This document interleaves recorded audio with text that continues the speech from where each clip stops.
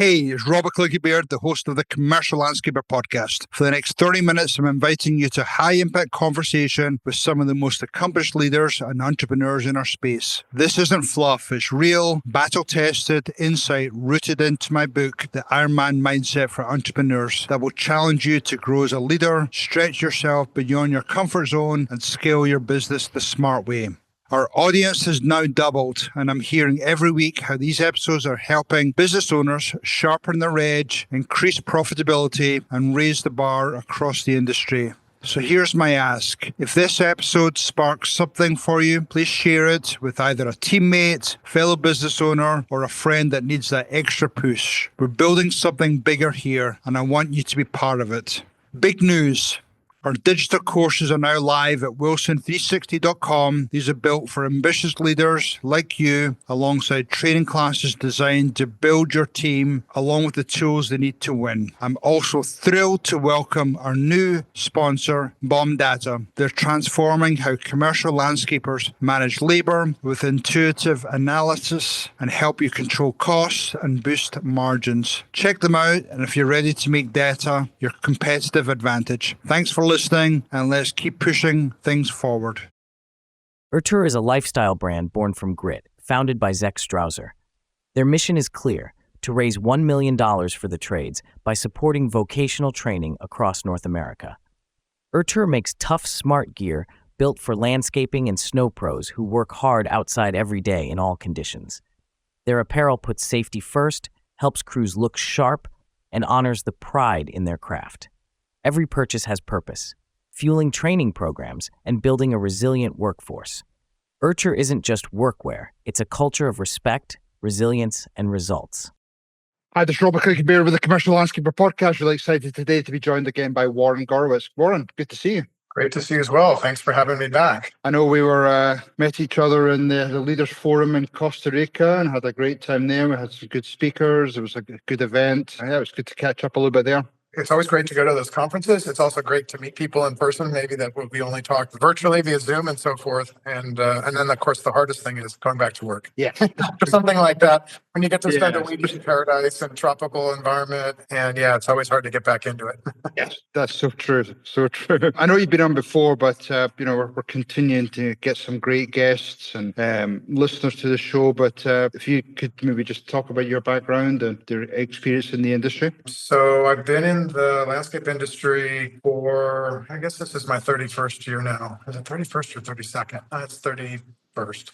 And my background's in, I have an undergraduate degree in what used to be called Ornamental Horticulture from Cal Poly San Luis Obispo. I spent 25 years working in the distribution side of our industry at Ewing Outdoor Supply. During my time there, got inspired and started learning about sustainability. And that led me on a journey to go get a master's in sustainability leadership at Arizona State University in 2015, 2016. Yeah, and I joined Hunter in fall of 2019, summer of 2019, August of 2019. And yeah, I love being in this industry. I love being part of professional associations and supporting them. Currently on the board for National Association of Landscape Professionals, past board member and past president of the Irrigation Association. And I was just most recently on the board for the Sports Field Management Association. And what's really interesting as we talk about the whole idea of community is, sorry, I'm leading up the topic. You were going to ask me a question about No worries. I actually got the opportunity to be on my first nonprofit organization in the community. So we'll talk about that. Community was a big part of my old company. We always found ways on how can we get involved in community, not only to do a couple of things just to show off what our services were, but also in a selfish way, let's get maybe some of these up and coming potential workers to be future employees of our company. It's really important we used to get involved with Habitat for Humanity and some of the other associations or charity events through BOMA and IFMA and things like that. But what involvement do you see through Hunter or maybe even some other companies that are trying to figure out how do I get involved in the community piece, but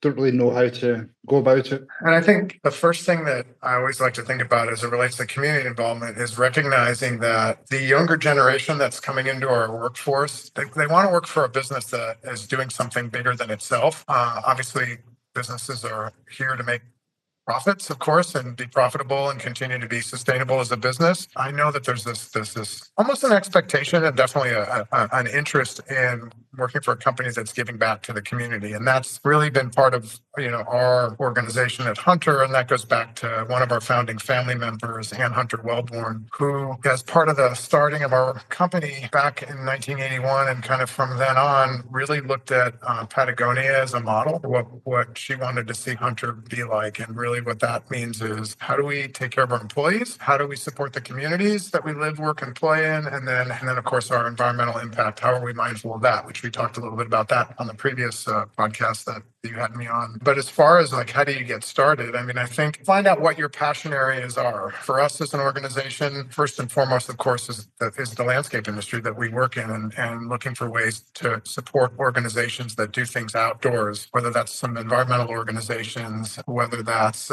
connecting with like youth and what they're doing outdoors. Yeah, so it's really identifying like what type of organizations are important to you, and then it's looking for ways to get involved with them and do it in a way that you can bring your employees along when possible. It's hard. We all work long hours, and especially during the week, it's hard. In our organization, we typically do our volunteer work during the weekends, which is kind of how we have it set up. And once you kind of identify what types of organizations you want to support, form maybe a committee of employees from throughout the organization, depending on your business size. I mean, at Hunter, we have what we call H2O groups, which I'd love to tell you I came up with that acronym, but it's Hunter Helping Others. Somebody else in the organization did long ago. It's very creative. And so we have H2O, kind of what we call our campus volunteer groups that are different manufacturing campuses. And they meet periodically, and they kind of develop a calendar of events and things that we want to do volunteer work for throughout the year. In our situation, we usually ask somebody to champion a particular volunteer event, and they kind of help be the cheerleader in a sense and help spread the word and get the word out. I mentioned earlier about what organizations are important to you, but then at the same time, it's also important to ask your employees what's important to them. And we've done surveys periodically where we'll ask our employees what kind of community organizations are meaningful to you. We look for ways to get involved with those types of organizations. It's really interesting I was only at Hunter really for a very short time before COVID, but just from my experience, it seems like volunteer time, especially outside of work, an interest in that has definitely changed since COVID. People valuing their time outside of work more. I've noticed that, just as, we do get decent turnout at our volunteer events, but, not to what I saw before COVID. And when I was going back through the history of volunteer events at Hunter, looking at like past attendance at our events, it's definitely changed. I thought we made the biggest decision, which was to get involved in community programs, and I thought that would be it. We would just donate some money or get involved, manpower, whatever. But it actually ended up being a lot more complicated. I love your idea around the committee piece with getting other employees involved, because one of the things I suppose discovered in a different organization, I was still part of EO, Entrepreneurs Organization, and what I found tough is that everybody's got their own passion. What's passionate to them? It could be a family member, extended family member who's had got some illness issues, or somebody else is passionate about animals, children, or maybe it's other parts of the world, and it got pretty complicated trying to deal with that. So I love your idea about the committee piece. And how do you, when you develop that committee piece, there must be some parameters based on some of the, I suppose, core values or the, I suppose, traditions of Hunter. I hate to say it, but it kind of goes without saying in a sense. We let the committee, focus on and choose the volunteer events that, that they're interested and passionate about, and that their peers are interested and passionate about as well. But we haven't had any, necessarily any challenges of that so far that I'm aware of. But I will also tell you that like when you take your program to the next level, to your point about like people having their own passion projects and things that are important to them as well, we several years ago, we onboarded a software platform that actually will do a couple things. It will allow employees to make donations to nonprofits, and they process the donations. And then we have a matching program that Hunter will match their donation. Right now, it's dollar for dollar up to a certain dollar amount, kind of a cap for the entire year per employee. But the same thing, that same platform does something else, which is kind of cool. It also allows allows employees to track their volunteer time outside of work. And then we will give an employee, again, you can kind of set up the parameters how you want them for your program. But for us right now, if an employee logs volunteer time outside of work, they're getting $20 per hour they volunteer. And they can, in the platform, they get these reward dollars and they can go donate that to any nonprofit.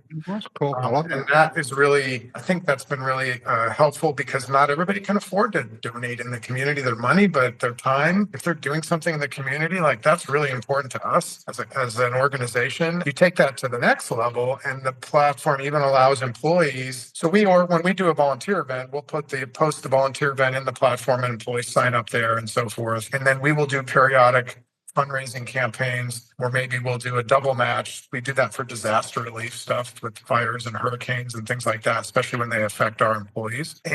But now the platform even allows our employees to put a volunteer event in, like, hey, I'm going to be doing something this weekend. Join me. And they can post their own volunteer event. And similarly, someone in my family is battling cancer right now, and there's going to be a walk to support one of the cancer research organizations. The employee can actually put that event in the platform and encourage employees to make a donation and use their matching dollars from the company to support that as well. That's cool. I love that. It almost creates a little bit of structure. Yeah, it does. I mean, they're not free. I mean, the software platforms, like anything, software as a service is not free, and you pay, as an organization, you pay per eligible employee, which is okay, because obviously you want to have a license for everybody, but if you let's say you only have 50% of your employees that are actually using it, you're still paying for all those other employees that aren't using it. Right. But that responsibility is up to myself and my team to go out and encourage and get people motivated. Similarly, we use the platform when a new employee comes on board, they get $25 automatically put into their rewards account, and during their new hire orientation, we tell them about that, and we tell them you've got 90 days, go give that $25 to any nonprofit organization that you want. One of the things that we've been really successful with, and we've done it now 2 years in a row, is we do during Giving Tuesday, we call it Season of Giving, and we'll actually seed every employee's account $100 and tell them, here's $100, go give it to any nonprofit of your choice. And that's, the first year people were a little unsure. And that's the other thing that's really interesting when it comes to donating is, I take it for granted. I know the organizations that I'm passionate about that I want to support, but a lot of employees don't know where to go. And so they like having suggestions. And so we also, as part of our community programs, Hunter also gives out grants to organizations in the community, nonprofit organizations in the community. And so we like to highlight those for our employees. Like, these are the organizations we're supporting. They may be interested in supporting them as well. I mean, obviously they can pick and choose who they want to support. And so I think probably you can take away from this, there is some structure to it, and you kind of have to plan it, and and it takes a little bit of effort, but it's come back in spades from the stories that I get to hear. And actually, we've now, my coworker over the last year has been doing volunteer spotlights, and every month she interviews an employee in the company that's volunteering and posts and writes up in a little article on our internal blog and shares it with the employees as well. So we like to, again, highlight employees that are doing stuff in the community. So it just, all around it's turned out to be a really great program, and we're continuing to look for ways to evolve it and continue to grow it and get more people participating. No, I love it. I mean, I could just see different benefits there. Obviously probably helping employee retention because they're able to get behind certain things and know where the company stands. There's obviously some content coming out of it so help with social media, help with brand awareness, and just publicity in general. I suppose even when you're attracting employees into the company,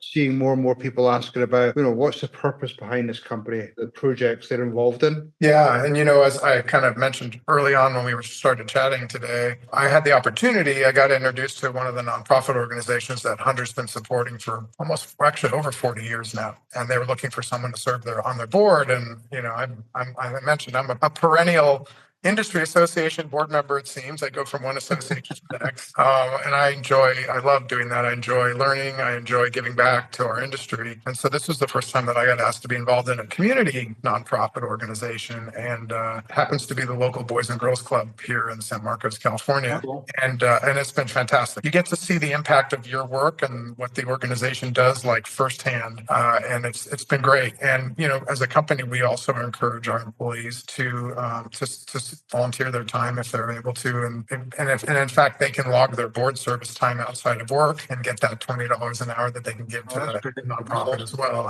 And we actually have quite a few employees that are on not just industry boards, but also community associations as well. Since I'm so involved in the community granting and the work that we do, I've gotten to know a lot of the organizations in the community. And one of the things that I've realized is there's a lot of need out there. Like if we had an unlimited budget, we could give away a lot of money to these organizations for all the great work that they're doing. And one of the things that we've been really focused on is as we develop those, even the long-term organizations we've had a long-term relationship with, but trying to figure out how we bring our employees in to volunteer some of their time with those organizations, but also maybe there's opportunities for them to receive some of the services that the organizations provide. So as an example, with the Boys and Girls Club, we support probably a half a dozen Boys and Girls Clubs here in San Diego County. If our employees potentially need services from them, whether it's during the summer or whether it's after school for their kids, just making those connections. So it's not just about a transactional relationship with these organizations, but it's also about how they can help our employees too. I love how, you're on board, you're able to see it from a different perspective, the actual impact you're making. You can obviously share that with the rest of your company. It would be interesting just to track how that's affecting your employee retention, the tenure, how long they've been there, attracting employees in, just the satisfaction they're getting from being involved in some of the charity work. So yeah, all cool things. If a company owner is listening to this and they think, this is super cool, I've been thinking about trying to do this for years, had no clue how to start getting involved, what would be maybe some of the early steps they can maybe start thinking about to get started? Yeah, I think again, figure out where your areas of passion are for what types of organizations that you want to support, and maybe set up a volunteer project with one of the organizations, even before you form a committee, like set up something. Or the other thing is there's a lot of organizations out there that will come to you and allow you to bring materials, whether, it's packing food, whether it's, other types of things. I know we've made hygiene kits for senior citizens. We actually did that during COVID. Oh, wow. So, during COVID, actually, we, employees went to a particular nonprofit, picked up the materials, built these little kits, and then brought them back to the nonprofit, which is kind of cool. And then the other thing too is that I think to make it easier as well is there are a lot of organizations out there that have constant volunteer opportunities. So a good example of that is a food bank. If you're a local food bank, you don't necessarily have to host your own event, but you can find and participate in one of their events. We do that with one of our local food banks here in San Marcos or San Diego County, and they're doing stuff every Saturday. And so periodically we'll just post some of those volunteer opportunities and see if anybody wants to join. Yeah, I think that's probably the best way to get started is just kind of find an opportunity. I know we didn't really talk anything about like our industry, the landscape industry, but there's tons of ways to get involved with the local school, whether it's if you want to help them build a community garden, which we've done some of that. We're involved with a couple organizations that do tree planting in the parks for some of the city parks where they don't necessarily have all the funds to do that on their own. I think there's definitely ways to tie in like what we do every day in our industry, bringing people outdoors and find projects that you can do. And the other thing, like you mentioned, Habitat for Humanity, we've been working with them for quite some time, and we don't necessarily participate on the home building part, but when they're getting ready to install the landscaping on the community that they're building or the homes that they're building, not only are we able to donate irrigation products for them to use for the project, but we'll bring our employees out there and help install the irrigation. And I think that's great, especially if you have people that aren't doing that on a daily basis. And granted, in the landscape industry, most people are doing that, but for our employees that maybe work in marketing and haven't had a chance to see how all the products operate, it gives them that experience. And the amount of camaraderie and teamwork that you kind of build from doing those volunteer projects, that's the other part, because you have those stories you can share for long into the future about, wow, rather than, we do all these great things at work, but we come together, and then you get to work with people that maybe you don't even work with on your daily basis. And that I also really enjoy that as well. Yeah. It almost goes beyond just checking a box. Hey, I'm involved in the community. When you have that sort of collaboration where you're sort of creating some bonds with other people in a company that you've not had any with in the past, those are all nice benefits that are, I suppose, not realized maybe. Yeah, and I would also, for anybody that's looking to get started and doesn't know where to start or how to start, I think you share my contact information as part of this podcast. Happy if anybody can reach out to me. I'm happy to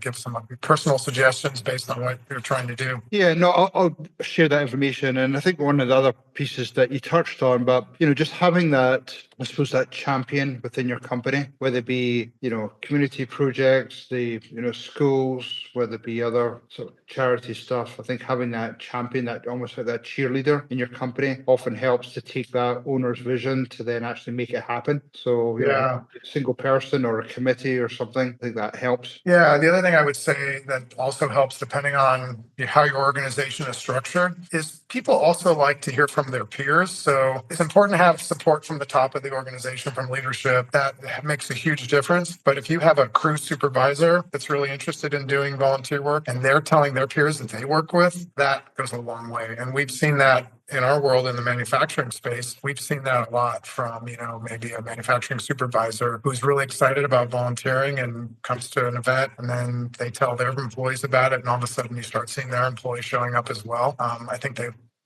like listening to their peers and follow their lead and their inspiration. I think it's in most people to help out. I think a lot of them maybe have never really been exposed to how they can do it. And if you that platform or provide the opportunities for them to get involved, whatever that looks like, then it just makes it a lot easier. Yep, I would agree with you. Cool. Warren, I know we've run out of time here, but it's always great to see you, share your wisdom. We'll share all the notes. We'll get this posted out here in a wee while, but as always, it's great to see you in the show and to appreciate everything you do. Yeah, thank you for the great conversation as always, Robert. I appreciate it. Cool. Okay, thanks. Have a great day. Thanks, Warren. Thank you.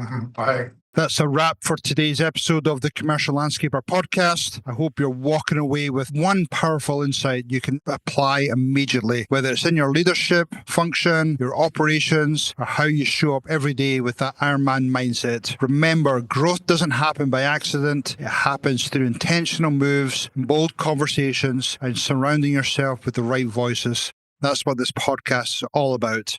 If you found value today, do me a favor, subscribe, leave a review, share this episode with someone in your circle who's ready to raise their game. And don't forget, our Wilson 360 digital courses are now live and ready to go. So go to wilson360.com, explore the tools that are helping hundreds of contractors to level up across leadership, account management, and operations and more. And a huge shout out again to Bomb Data, our newest sponsor, helping landscapers make smarter decisions with real-time labor analytics. If you're serious about margins, they should be on your radar. Until next time, stay sharp, stay focused, and keep leading with purpose. Have a pure, dead, brilliant day. Cheers, everyone.